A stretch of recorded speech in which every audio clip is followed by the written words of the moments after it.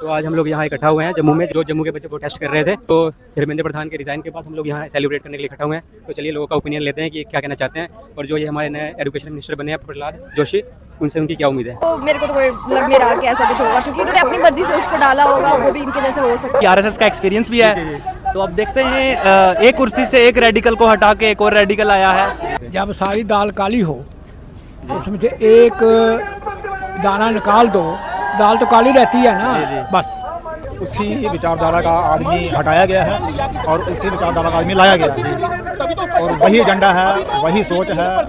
तो इतना फर्क पड़ा है, कोई लगता नहीं है, ताकि वक्त बताएगा कि क्या होने वाला है। ठीक है, बट अब फर्क इतना है कि जो गवर्नमेंट थी वो अब अकाउंटेबल हो गई है, आया चाहे वही है। अब जो नया एजुकेशन मिनिस्टर है वो टाइम ही बताएगा कैसा करेगा। अभी तो हमें उम्मीद है कि उम्मीद पे ही ये जो जंतर मंतर का इतना बड़ा प्रोटेस्ट है वो चला है। अब हमें उम्मीद है कि जो नया वो है वो एटलीस्ट उसके दिमाग में ये रहेगा कि अगर मैं काम नहीं करूँगा ढंग से तो मेरी कुर्सी भी जो है वो जाएगी।